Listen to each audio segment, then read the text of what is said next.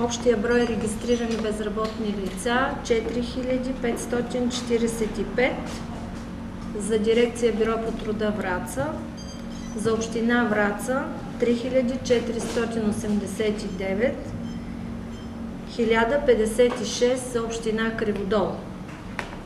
Като равнище безработица за страната 10,04,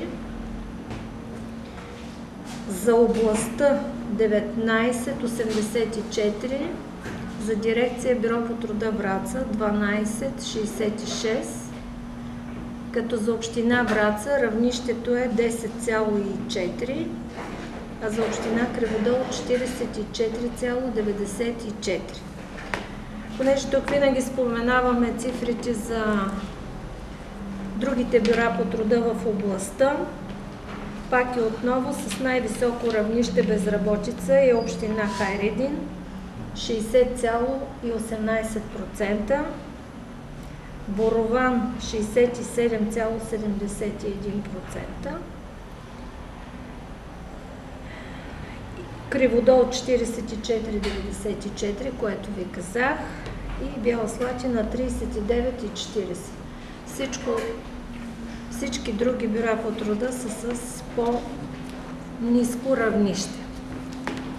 Какво се случва в разрез с регистрираните безработни лица при нас?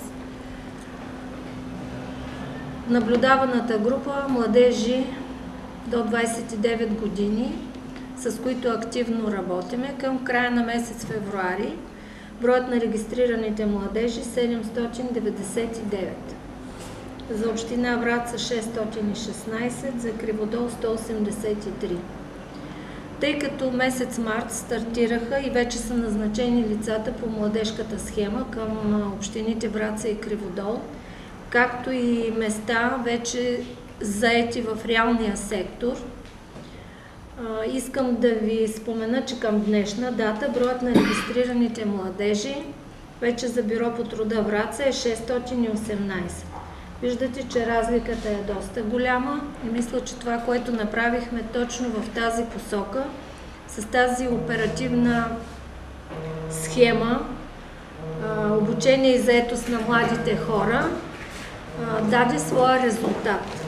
Даде своя резултат най-вече за това, защото намалихме този брой и включихме в заетост най-вече младежи, които са в населените места на община Враца. Дълго време там нямаше почти никаква форма на заетост във вид на програми.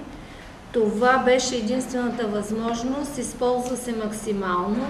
И казвам максимално за това, защото във всяко едно населено место беше направен анализ на групата, отговарящи на условията за включване лица, така че това е наистина максимума за момента, който се постигна. Винаги сме коментирали, че не е въпроса, можеше и още да включиме, но съгласете се, че 20 младежи, примерно, в едно населено место, все едно трябва да им се намери и някаква истинска работа, защото след това всичко подлежи на контрол и това, което са свършили, ефекта от това, което е постигнато, е много важен. Другата голяма група, която така е също е от коментираните, това е безработните, които са над 50 годишна възраст. Техният брой към края на месец февруари е 1736.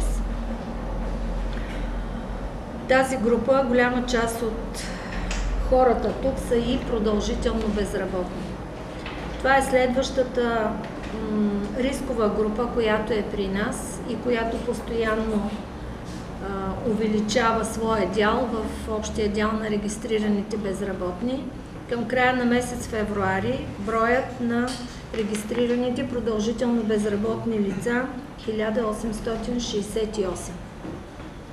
Наистина усилията тази година ще бъдат насочени към тази група лица и възможностите за включването им в различни форми, било то на обучение или заетост.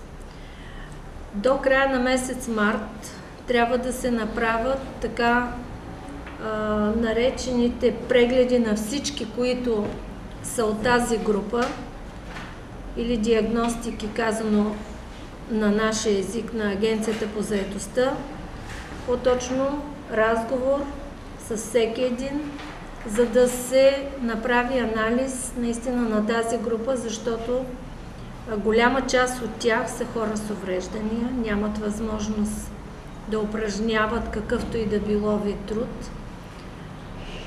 Друга част са лица над 50 или над 55 години, така че наистина индивидуално се провеждат срещи в ателиетата за заетост и ежедневно с тази група. Сега със стартирането на новата схема по Оперативна програма Развитие на човешки ресурси, обучение и заетост, се дава точно възможността за включване на тези групи като приоритетни за наемане от работодателите. За тази схема ще поговорим малко след това, за да завърша тук това, което е през месец февруари и това, което се е случило в Бюрото по труда. Добър първичен пазар за този етап месец февруари. 132 лица са започнали работа на първичен пазар на труда, така че това е един добър показател. Знаеме трудното време, фирмите, които има тук на наша територия, но въпреки всичко нещата са в добри граници. Програмата Хора с увреждания стартира през месец март, бих казала. Тогава получихме и разпределението на работните места. Тук заетостта по тази програма е 2 години. Много са малко работните места, които са разпределени за Бюро по труда Враца. 4 работни места имаме и се дава възможност при неизпълнение и неусвояване на средства от други програми, евентуално да се пренасочат, но по Закона за насърчаване на заетостта това става на 3 месеца. Така че ако има такава възможност, ще го направим, тъй като хората, които отговарят на условията за включване в тази програма са доста. 470 са лицата, които са с увреждания, регистрирани в Бюрото по труда. Има проявени интереси от работодателите и към днешна дата имаме заявени 14 работни места по тази програма, така че следиме какво се случва и каквото е възможно ще направим за тези хора. Другото, което е по-атрактивно, това са обученията, които стартираха и се изпълняват по проекти на нашите социални партньори.